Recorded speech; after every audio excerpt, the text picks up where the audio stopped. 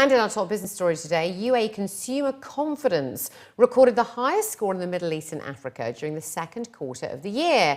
That's according to the latest survey findings from Nielsen. In the UAE, the survey revealed that job prospect sentiment improved. Personal finance sentiment was also brighter and improved, while immediate spending intentions remained flat during the June quarter. Consumers continue to be prudent with their expenses when it comes to spending on new clothes, out-of-home entertainment and out-of-home dining.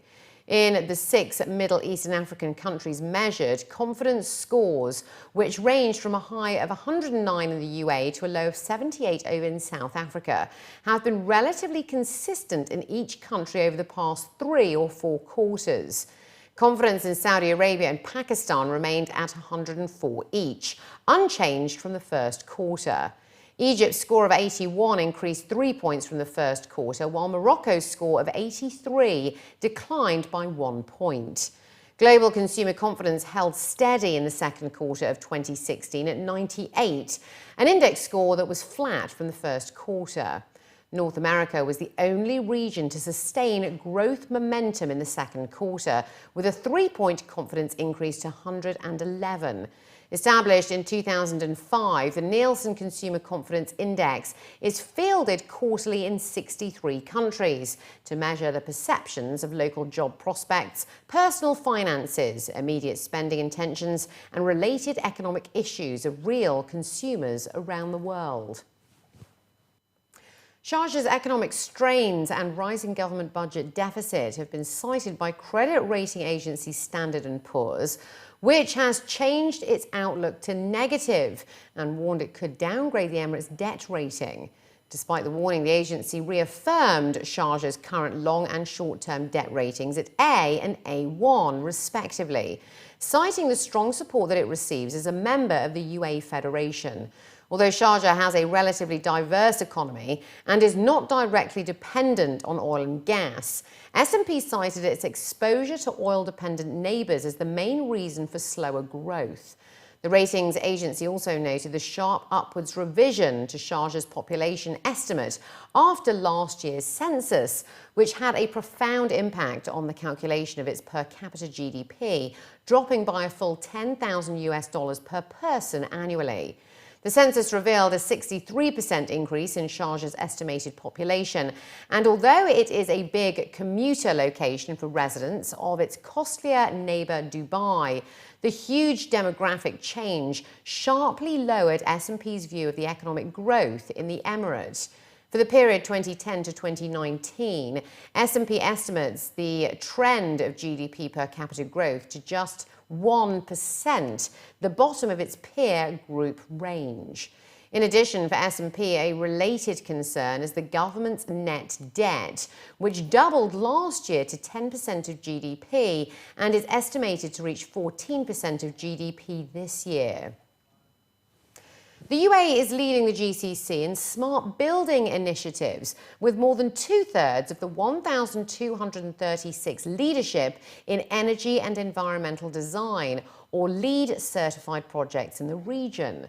According to a study by technology firm Honeywell International, the UAE is also the front runner in the region in implementing unified building codes for new buildings. The study noted that since 2014, the Abu Dhabi International Building Code standards have become compulsory for all projects in the Emirates. Dubai, on the other hand, has recently launched the Green Building Rating System called Al Safat, which classifies facilities under the platinum, gold, silver and bronze categories. Every building constructed in the Emirate after 2014 has to adhere to the minimum bronze requirement in order to receive a permit. The international smart building market is expected to touch $36.3 billion by 2020. That's up from $7.26 billion in 2015, growing at a compound annual growth rate of 38%, according to a recent report. According to the study, the Middle East's average smart building score is 48 out of 100, with Doha, Qatar leading with 70 points, followed by Dubai at 65 and Abu Dhabi at 48. The study also reported that airports in the region have a score of 80, while hotels are second at 57, followed by hospitals at 56, and then retail at 52. Those with the lowest average scores are private offices at 46, high-rise residential buildings at 45, and educational facilities at 41. Around 2,400 new hotel rooms will open in Abu Dhabi throughout 2016. That's according to a new report. The Abu Dhabi Hotel Market Summary Report by JLL, prepared ahead of the Hotel Show Dubai, reveals that 200 rooms opened in Q2 this year, with the soft opening of the Four Seasons on Al Maya Island in May, and an additional 2,200 rooms are forecast to be added to the market by the end of the year. The Q2 report also predicts hotel room supply in Abu Dhabi is expected to reach almost 26,000 rooms by the end of 2019. Meanwhile, the year-on-year increase in tourism arrivals has also continued, with an 11% increase in hotel guests for May 2016 compared to the same period in May last year. New hotel openings anticipated for the Emirate by the close of 2016 include the Grand Hyatt Abu Dhabi Hotel and Residences, the Emirates Pearl, Gloria Downtown Hotel, and the 677-key Bab Al Qasr, which is set to open in Q3 this year.